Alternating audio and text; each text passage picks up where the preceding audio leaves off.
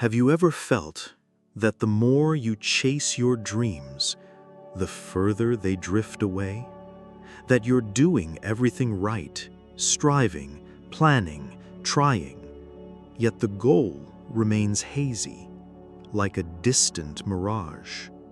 What if the issue isn't what you want, but how you're trying to receive it? Carl Jung, one of the greatest psychologists of the 20th century, invites us to a radically different understanding. Your subconscious mind does not respond to pressure. It responds to peace. And in this video, we'll uncover a quiet but powerful truth. Relaxation isn't laziness. It's the hidden path toward everything your soul truly longs for. Welcome to MystiWave, where we don't just talk about books or ideas, we offer you a moment to return to yourself. Subscribe now and let this journey begin. Chapter 1. When you stop, everything begins. Picture a river, wild, rushing, chaotic. You try to see its bottom, but the water is murky.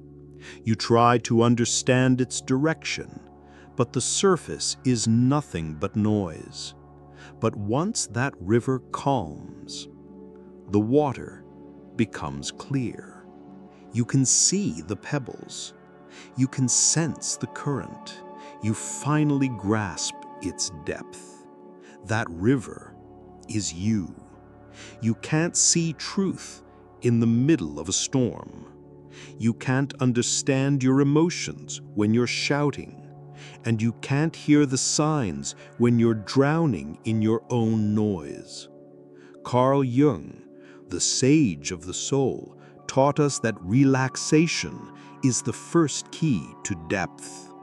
When you pause, life begins. In a world that never stops moving, we're taught that constant action is the only path to progress. But Jung tells us something revolutionary. Stopping is not weakness, it's clarity. In stillness, truth begins to rise. In silence, the mind becomes a mirror, reflecting all that's been buried within. Now pause for a second and ask yourself, when was the last time you sat with yourself, without an agenda, without a goal, just stillness, just listening? It's in that sacred pause that unexpected answers often arrive. Carl Jung once wrote, "The unconscious does not reveal itself by force. It appears when given the space to do so." Everything you truly desire, peace, clarity, insight, healing, doesn't arrive when you demand it. It comes when you create the right environment, and that environment is calm. But don't confuse this calm with giving up. It's not defeat. It's saying to yourself, I trust that something inside me is already unfolding, even if I can't see it yet. I choose to slow down so I can truly listen. Because when you pause, you hear things you never noticed before. Emotions that once felt chaotic become messages. Desires that once felt restless become signals. And pain stops being your enemy and starts becoming your teacher. All of this doesn't happen when you run. It happens when you stop. Let me ask you a question. Why do your best ideas come in the shower, before sleep, or during a quiet walk? Because in those moments, you're not doing anything. And right there, everything begins. Chapter 2, Tension, when you become your own obstacle. Picture a door. Behind it waits your calm breath, your intuition, your dreams, your healing. But you're gripping the handle too tightly. Tense, anxious, afraid. The irony is, the door was never locked, but your tension kept it from opening. That's what tension does. It doesn't just block your peace, it severs your connection with everything alive inside you. Carl Jung once said, "Tension does not only keep you from rest, it disconnects you from your inner life." Tension isn't just a nuisance, it's a full-body state, a mental and physical lockdown.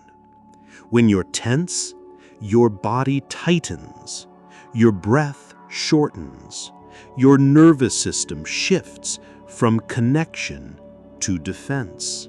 Every thought becomes a battle. Every decision becomes a war. And life becomes survival, not living. But here's the deeper question. What are you trying to survive? Most often, it's not the world outside. It's the noise within. Because tension isn't just a reaction, it's a rejection. A rejection of slowness, of vulnerability, of emptiness, of silence, of feeling too much. Jung teaches us that the human psyche, at its core, does not shut down or resist. It opens when heard. And tension builds a dam against that opening. When you're tense, you hear only one voice, the voice of the ego. The ego is afraid. The ego is rushed. The ego needs control. But the unconscious does not answer to commands. It doesn't unfold under pressure. The more tension you carry, the more distant your truth becomes. Have you ever noticed? The harder you try to think your way out, the more scattered your thoughts become. The more you force a solution, the more tangled the problem feels. Here's where Carl Jung's wisdom shines. You don't create solutions under pressure. You create peace and allow them to arrive. Real solutions surface when the loud voice inside quiets and the deeper voice begins to speak. Now let me ask you, is your tension today really about achievement? Or is it about your fear of losing control? Is it a motivator or a mask covering a silence you're afraid to enter? Tension always hides something, a fear, a wound, a long-standing question you've avoided for years. And Jung offers us something radical. Relaxation isn't laziness. It's resistance to a world that worships busyness. To relax is to say, I allow myself to breathe without fleeing responsibility. I choose to slow down so I can truly see. Because when you pause, you hear things you never noticed before. Emotions that once felt chaotic become messages. Desires that once felt restless become signals. And pain stops being your enemy and starts becoming your teacher. All of this doesn't happen when you run. It happens when you stop. What has been causing you the most tension lately?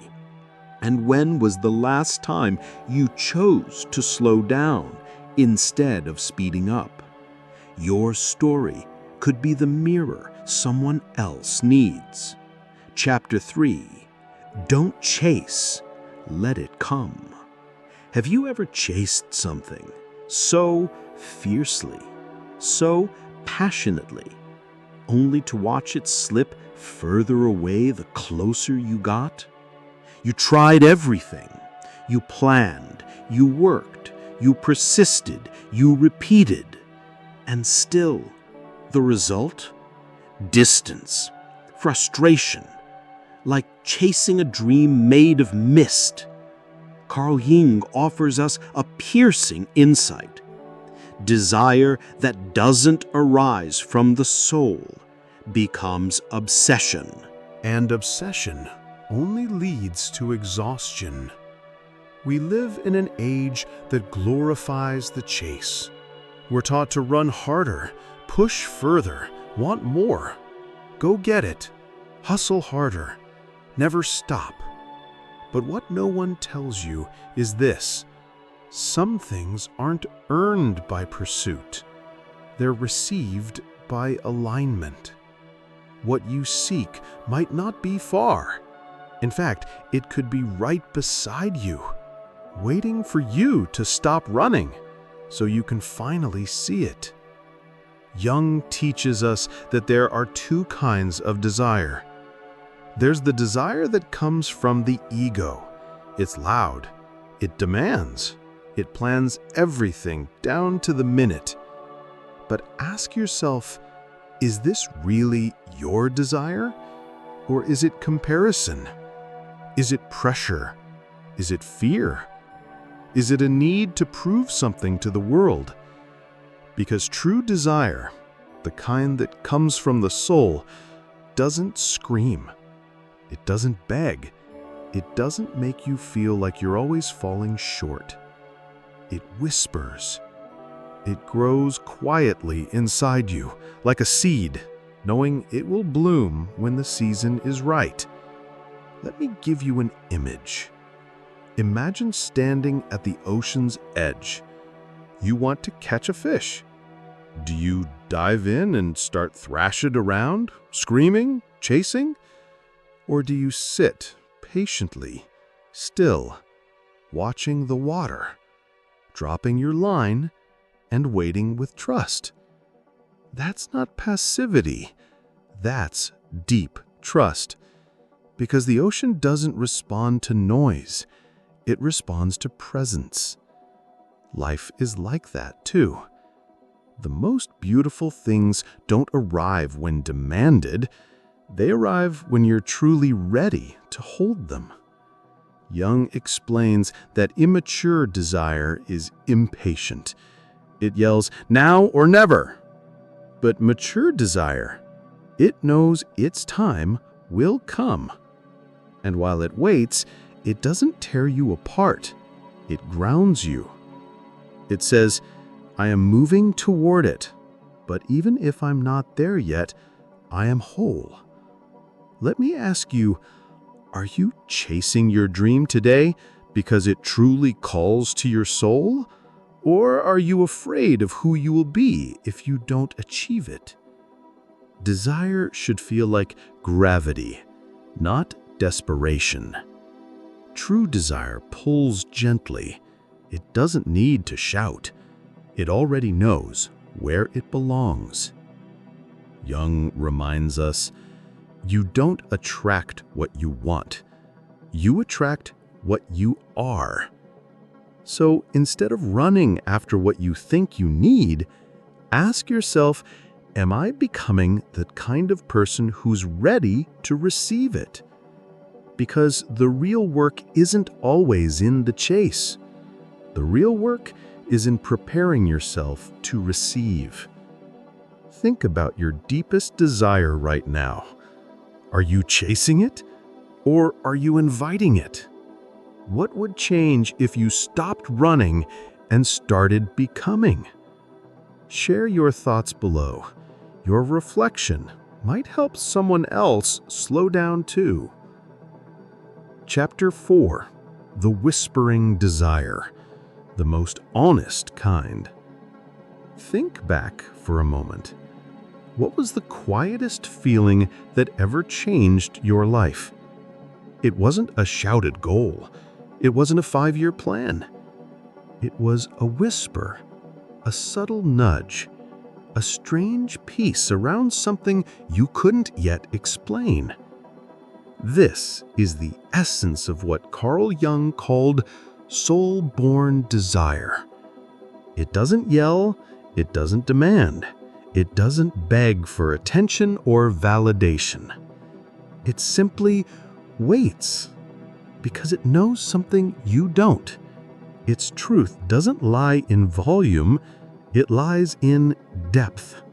In a world that constantly pressures us to want more, louder, faster, we're surrounded by desires that are not our own. Desires born out of fear, out of competition, out of lack, out of scrolling through a life that isn't yours. But Jung reminds us of a quiet rebellion. Desire born from ego fills a void.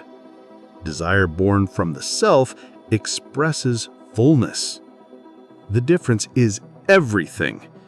Ego-driven desire is like a starving child screaming in the marketplace. It wants anything, now, at any cost.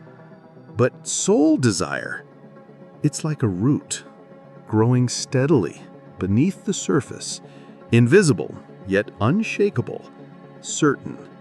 It doesn't need applause. It doesn't need to convince you. It doesn't even need to be named. It's simply there, waiting for you to listen.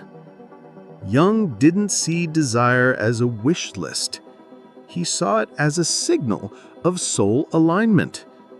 A true desire doesn't come from seeing what others have. It comes from sensing what's always lived within you. It's not chasing what's missing. It's revealing what's been ready all along. Let me give you a simple image. Think of a tree branch reaching toward the light. It doesn't ask to grow. It doesn't doubt itself. It just reaches because the light matches its nature. That's how true desire works. It's not something you scream to the universe.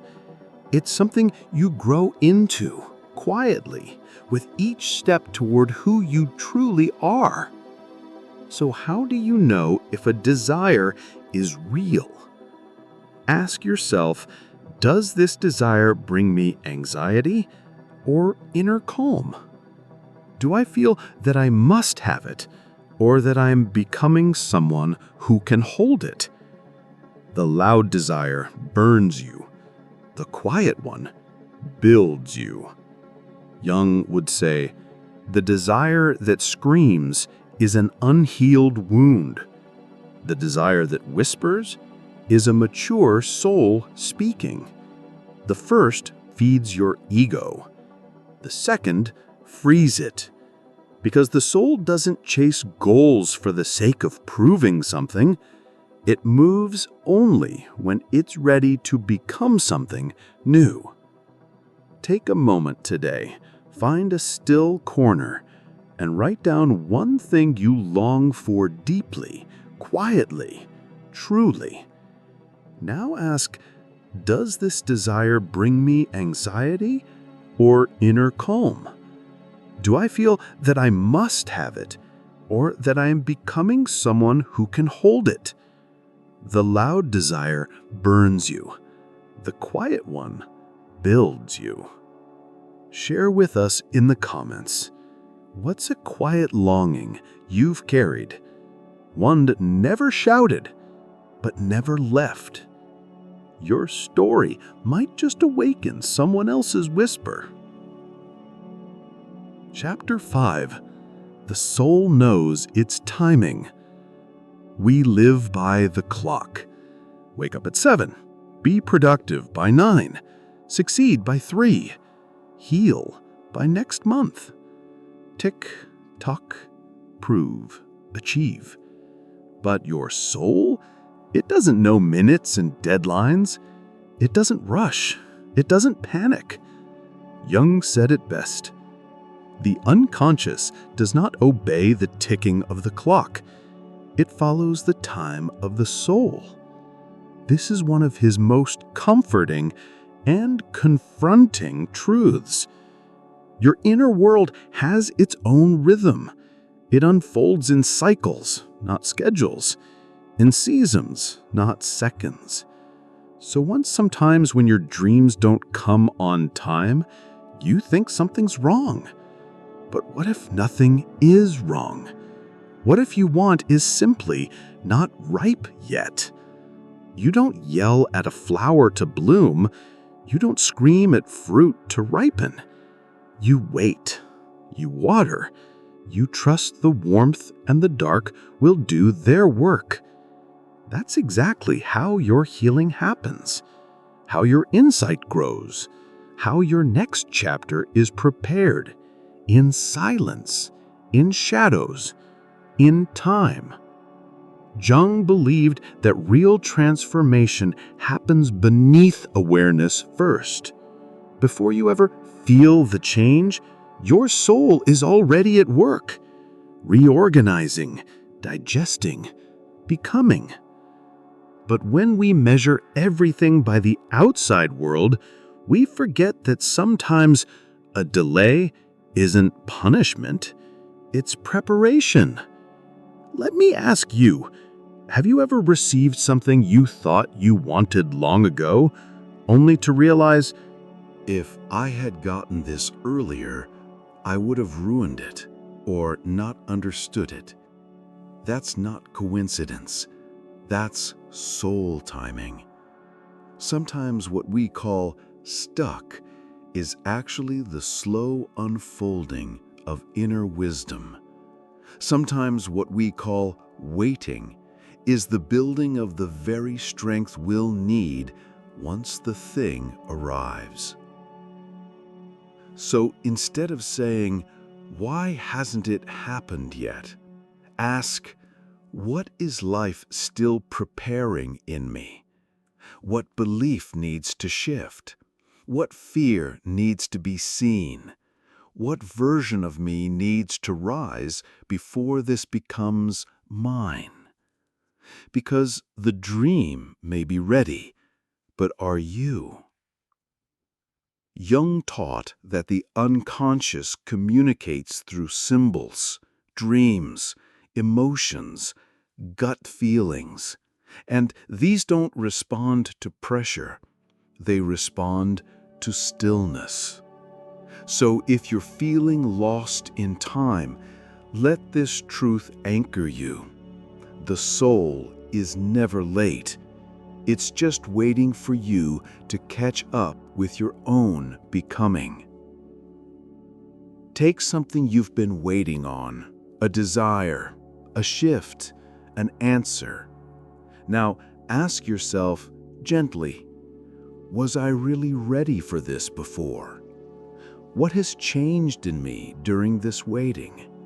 What might still be growing even if I can't see it yet? You may discover the delay was divine. And tell us in the comments, was there something in your life that came late, but exactly when you were truly ready? Your story might help someone stop rushing and start trusting. Chapter 6: Synchronicity, when the universe speaks in symbols. Have you ever thought of someone, and they called seconds later? Or opened a book at random and found the exact sentence your heart needed? Coincidence? Carl Jung would say, not quite. He called it synchronicity, a mysterious alignment between inner states and outer events. It is the meeting of an internal need with an external event that carries no logical cause, yet feels profoundly meaningful. In simple terms, it's the universe speaking your language when you least expect it. And no, it's not magic, it's deeper. Because synchronicity doesn't come from outside you. It arises when something inside you is fully present, and the world responds. Think of it this way. You're walking through a period of heartbreak, and a stranger hums a melody that used to comfort you as a child. Or you're stuck in doubt, and a podcast plays saying, "Sometimes not knowing is exactly where you need to be." It's subtle, it's precise, and it hits you like lightning wrapped in stillness. That's synchronicity. Not proof, but resonance. Not a sign for everyone, but a whisper just for you. But here's the secret. Synchronicity doesn't happen when your mind is racing. It happens when you slow down and pay attention. The ego rushes and demands clarity. The soul listens and receives. When you release control, when you stop trying to force life to speak your language, you begin to hear its language. And what is that language made of? Dreams, emotions, repeating numbers, strange symbols, random meetings, perfectly timed whispers. But you won't hear any of it if you're too loud inside. That's why relaxation, again, is key. Jung believed that synchronicity is not rare, it's constant. But most people are too distracted to notice it. He once said, "When the ego becomes quiet, the soul begins to guide." So, the next time something strange and meaningful crosses your path, don't dismiss it. Pause. Feel. Ask, what might this be pointing to within me? What is this reflecting that I've ignored? What part of me was ready for this, even if I didn't know it? Because sometimes the most powerful answers don't arrive through logic. They arrive in goosebumps. Try this tonight. At the end of your day, sit quietly for 5 minutes. Ask yourself, did something small today feel like a message? Was there a sentence, a symbol, a silence that stood out? Write it down, even if it seems silly. Over time, you'll begin to notice patterns. Not coincidences, connections. In the comments below, share this. What's the weirdest coincidence that ever felt like a message meant only for you? Your moment of synchronicity might open someone else's eyes to the whispers around them. Chapter 7. What should you relax for? When we say relax, most people hear quit, run away, be lazy. But Carl Jung meant something very different.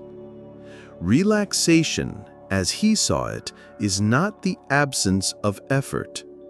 It's the return to natural rhythm. It's not a break from life. It's the breath of life. Relaxation, Jung might say, isn't where you lose power. It's where you reclaim it, quietly. In a world obsessed with performance, deadlines, output and speed. We're taught to fear stillness, to believe that if we're not doing something, we're falling behind. But here's the hidden cost of never relaxing. You lose your ability to hear yourself. You lose your intuition. You become a servant to your overthinking mind. You ignore the signals your body sends. And worst of all, you begin to confuse activity with meaning. Relaxation, in Jung's view, is sacred. It's a return to alignment, where your actions come from presence, not panic, where you do, not because you're escaping something, but because you're moving from center. So let's reframe the question. Instead of, why should I relax? Ask, what do I lose when I don't? Here's what happens when you relax with awareness. Your nervous system begins to heal. Your unconscious begins to speak in dreams, symbols, clarity. Your heart starts to distinguish between your truth and society's noise. Your energy is no longer drained by resistance, but channeled through peace. And no, this is not about passivity. It's not about giving up your goals or waiting for life to just happen. It's about how you pursue those goals. With anxiety or with aligned presence? With fear of falling behind or with trust that your timing is sacred? Jung reminds us, the soul doesn't bloom in noise. It blossoms in silence. Let's try a simple metaphor. Imagine holding something delicate, a butterfly.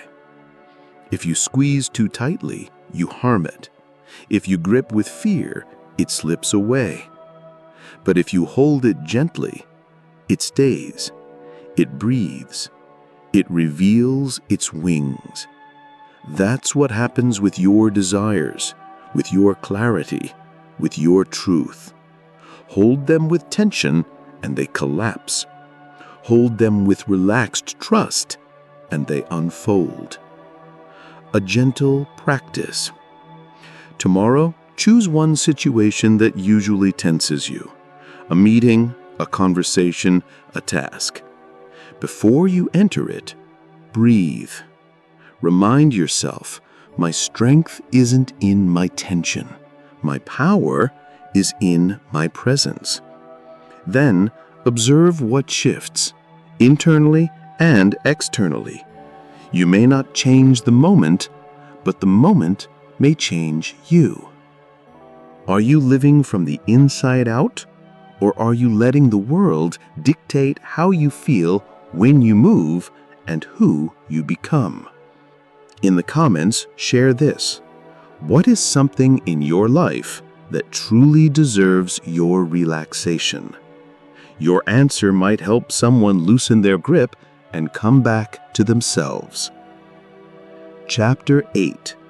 Desire, between the scream and the whisper.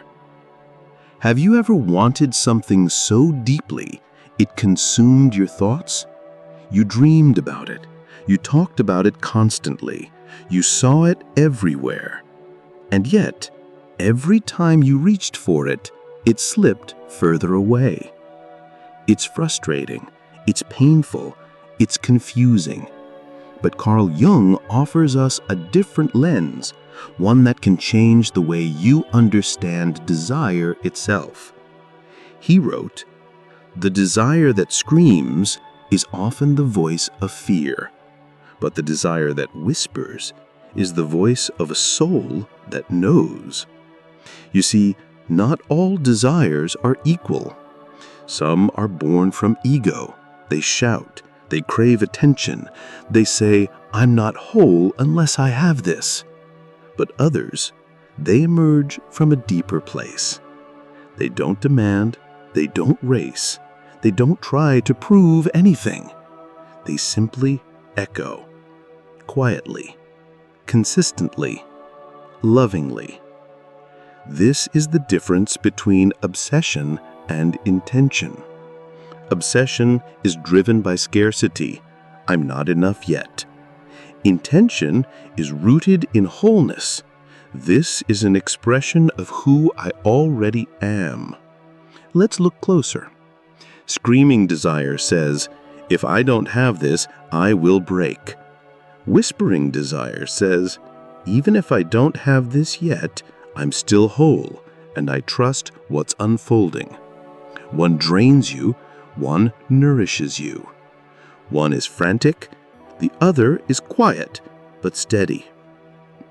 And Jung helps us ask the right question.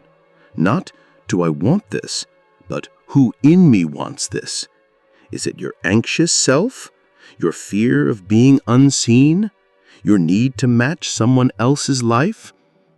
Or is it the calm place inside you, the part of you that waits, watches, and knows?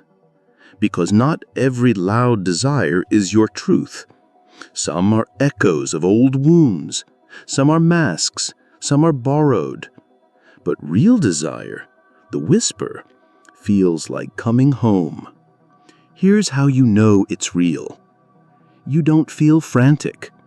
You don't feel desperate.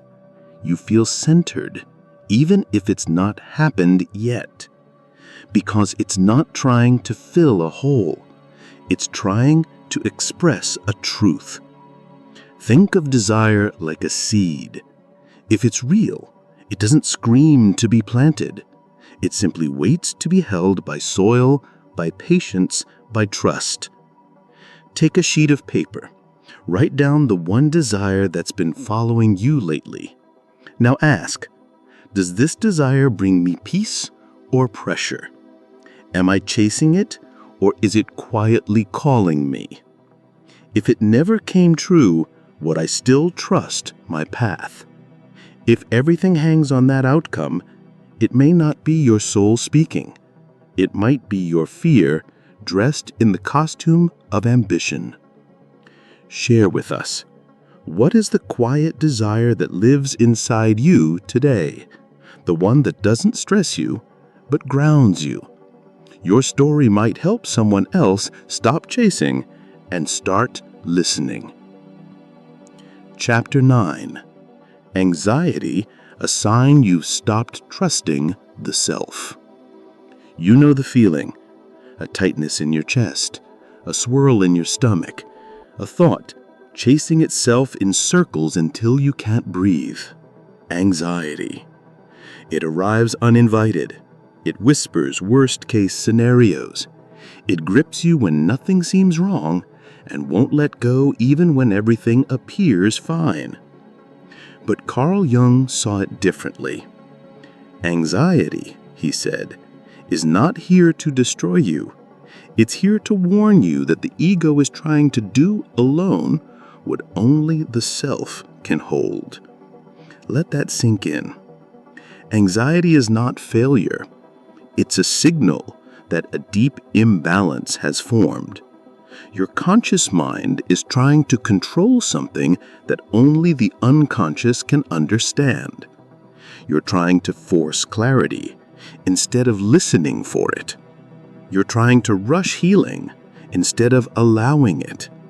You're trying to think your way out instead of trusting your way through. And the soul? It feels the pressure. It pushes back. That pressure is what we call anxiety. Let's break this down. Anxiety isn't caused by danger. It's caused by disconnection. Disconnection from your inner knowing. Disconnection from rest. Disconnection from the part of you that doesn't need to figure everything out right now. And Jung believed that anxiety surfaces when the ego gets too loud, the unconscious is ignored, the inner voice is suppressed beneath a to-do list or a persona. So what happens? Your body speaks with restlessness, with fatigue, with mental noise. But the message is always the same. There's something in you that hasn't been heard.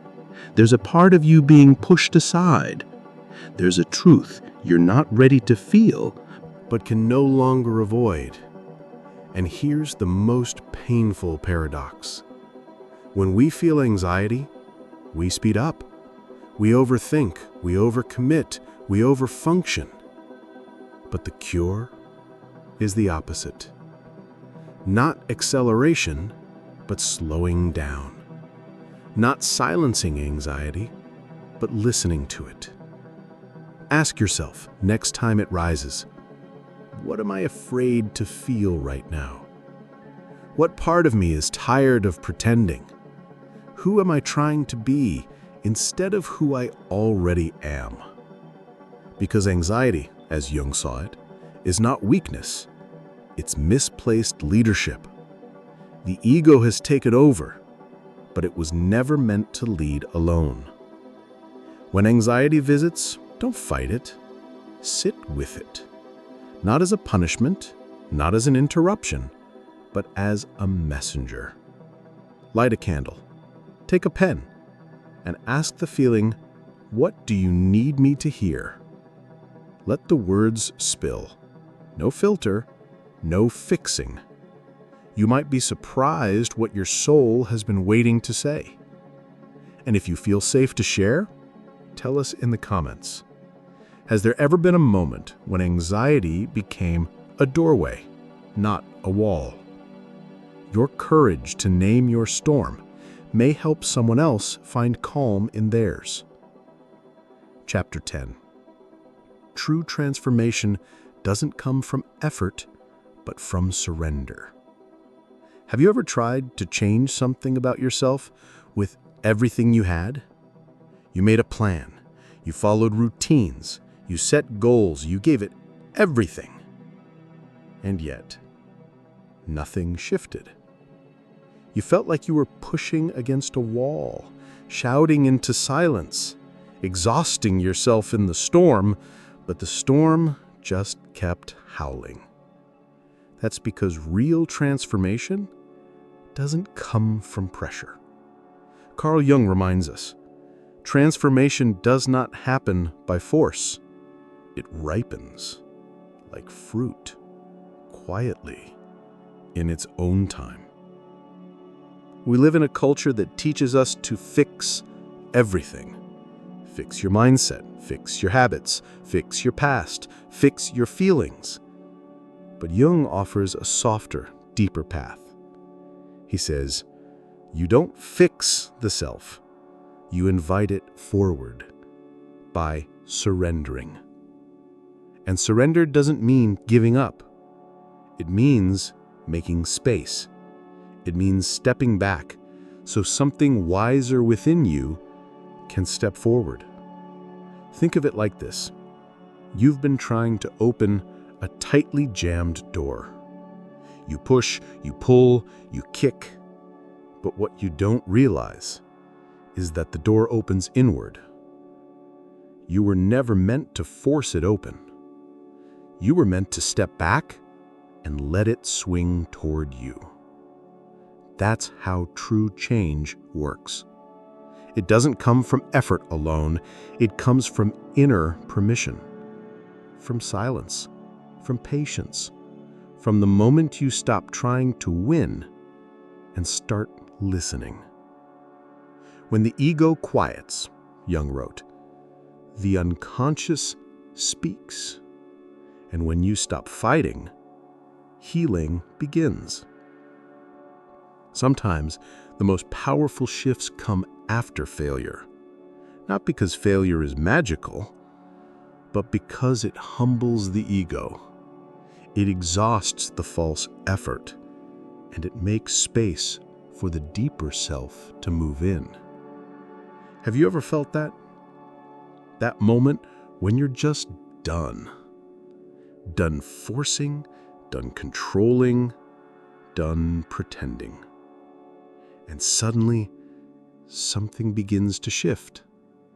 You get a dream, a quiet clarity, a sense that you don't need to do more, you need to allow more.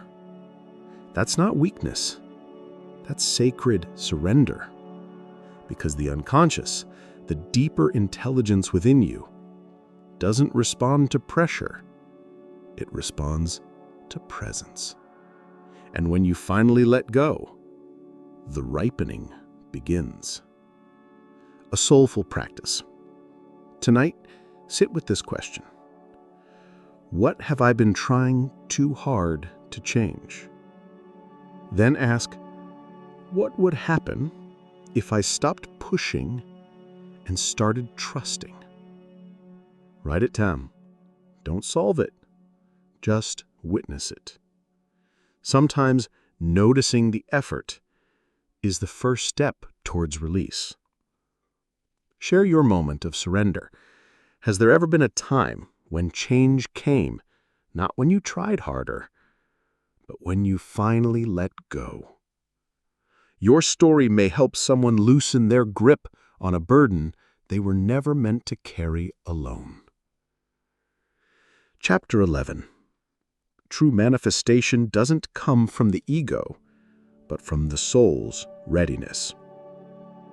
We all want something. Love, healing, success, peace, clarity, a breakthrough, a beginning. And so we chase it. We visualize, we journal, we set intentions, we repeat affirmations, we demand that the universe listens. But Carl Jung invites us to ask a deeper question. Are you manifesting from your ego's craving or your soul's readiness? Because there's a world of difference. Ego wants to prove. Soul wants to align. Ego says, I want this because it will make me worthy. Soul says, I want this because it reflects who I already am. You see, manifestation isn't about convincing life to give you something. It's about becoming someone who's ready to hold it when it arrives. That's why some people get what they want and still feel empty. It wasn't aligned. It wasn't time. It wasn't real. Jung believed that real manifestation happens when three things come together. Desire, what you think you want. Readiness, the internal maturity to hold it. Alignment, the soul's knowing that this serves your evolution. When these three meet, doors open, opportunities arrive, conversations shift. The universe speaks in the only language that matters: resonance. But if you only have desire, without readiness, you might get what you want, but lose yourself along the way. Jung warned us, what the ego achieves without the self becomes a burden. Let's pause here. Have you ever achieved something, but instead of joy, you felt exhaustion, or emptiness, or confusion? That's not failure. It's feedback. It's life saying, you reached too soon. You didn't wait for the inner roots to form. So how do you know if a desire is truly from the soul? Ask yourself, does this desire feel like a quiet pull or a panicked push? Am I trying to force its arrival or prepare for it in peace? If it never arrives, will I still know my worth? Because soul-born desires don't control your self-worth. They emerge from it. They're not about completing you, they're about expressing you. They say, even if I never get this, I'm still whole. But if it comes, it will reflect the truth of who I'm becoming. That is manifestation at its highest level. A grounded exercise. List 3 things you're currently trying to manifest. Then for each one, ask, Is this desire born from love or lack? Am I trying to force its arrival or prepare for it in peace? If this showed up tomorrow, am I truly ready to receive it? You might find that one of your desires isn't really yours, or that it is yours, but it's still ripening. Either way, awareness brings alignment. In the comments, what is one thing that came into your life after you stopped forcing it? Your story might help someone loosen their grip on a burden they were never meant to carry alone. Chapter 12. The time of the unconscious. When things aren't late, they're ripening. We've all said it. It's too late. I missed my chance. It should have happened by now. We watch the calendar. We compare ourselves.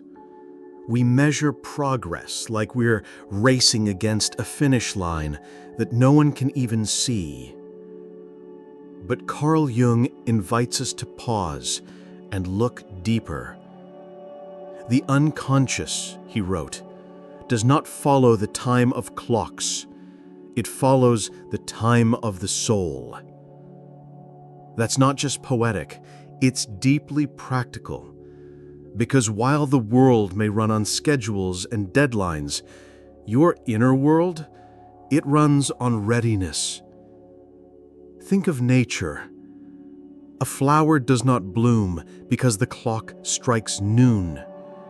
It blooms because the light has reached it, because the soil is warm, because the roots are ready.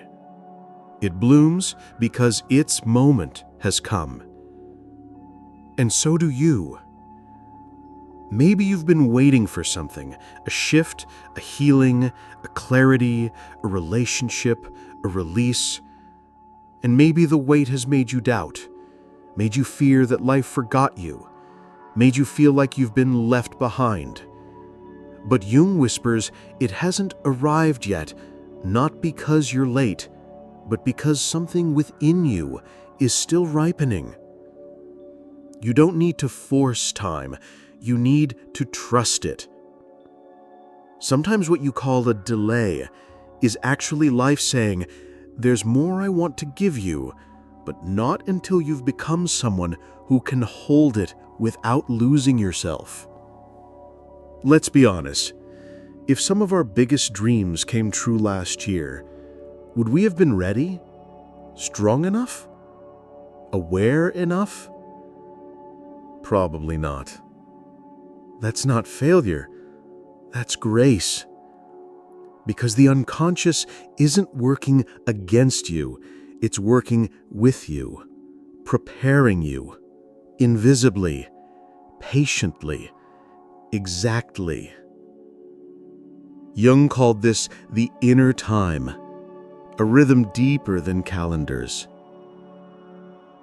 where healing unfolds not in minutes, but in moments of insight, surrender, and silent becoming. So the next time you feel behind, breathe. Ask yourself, what might be developing in me that I can't yet see? What has this waiting already taught me? What if the thing I want is also preparing itself to meet me? Because readiness is not a date, it's a state. And when it's time, truly time, you won't have to chase. It will meet you in the middle of your stillness. Practice for trusting soul time. Close your eyes. Picture one dream that feels delayed. Now say slowly, I am not behind. I am becoming. What is meant for me is on soul time. Let those words settle. Then ask yourself, what has ripened in me during this wait? You may find you were never waiting in vain. In the comments, was there a time in your life when something came late, but ended up arriving exactly when it was meant to? Your reflection may help someone stop fighting the clock and start trusting the soil. Chapter 13. Relaxation. The trust that what's delayed is not denied. We've been told that if it's not happening now, it may never happen. That delay means denial. That stillness means failure. That rest means falling behind. But Carl Jung, ever the gentle rebel of the psyche, reminds us, relaxation is not a break from your path.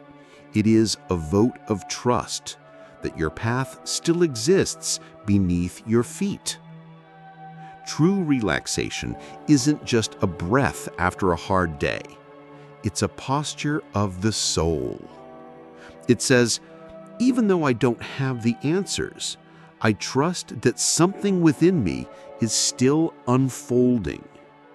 Because the most sacred things in life, healing, growth, wholeness, awakening, do not bloom under pressure. They bloom in peace, in darkness, in patience. Relaxation is not the absence of movement. It's the presence of trust. And in Jung's world, trust was never blind. It was brave. To relax is to believe that your desires are not lost. They're taking root. That your delays are not punishments.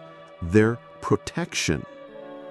That your becoming doesn't need to be loud. It needs to be true. We often confuse stillness with stuckness, but they're not the same. Stillness is fertile. Stillness is wise. Stillness is what allows the inner seed to break open without being broken apart. Let's imagine something together. You plant a seed in the earth. You water it. You walk away. Would you return an hour later and yell at the soil? Would you dig it up every day to check its progress? Of course not. Because something in you knows that things grow in silence, that roots take shape before stems appear, that the unseen is not the unworthy. So why don't we give ourselves the same grace? Why do we panic in the pause? Why do we assume stillness means nothing is happening? Jung would tell you, the most important transformations happen out of sight, long before the world notices anything has changed. Final practice, the inner bloom. Tonight, sit with yourself in quiet. No goal, no fixing, just presence. Picture everything you've called late as a flower still beneath the soil. Now say, out loud or within, nothing I truly need is lost. What's meant for me is growing in me. I am not behind. I am blooming from the inside out. Breathe. Feel it settle into your bones. That is true relaxation. What dream, healing, or hope have you feared was delayed but now realize is simply maturing? Share it below, because your quiet trust might be the very message someone else needed to feel whole again. Carl Jung once wrote, At the deepest level, every person knows their path. They simply need to become quiet enough to hear it. And maybe that's what this entire journey has been about. Not learning something new, but remembering what your soul always knew. That you're not lost, you're not broken, you're not late. You're simply becoming. In silence, in rhythm, in grace. So trust your season. Relax into your becoming. And when in doubt, return here, to MystiWave, where we don't just talk about ideas. We walk with you back to your own center. Subscribe if this journey resonated, and share this with someone whose soul might need a gentle place to land. Until next time, be still, be whole, be patient with the masterpiece growing inside you.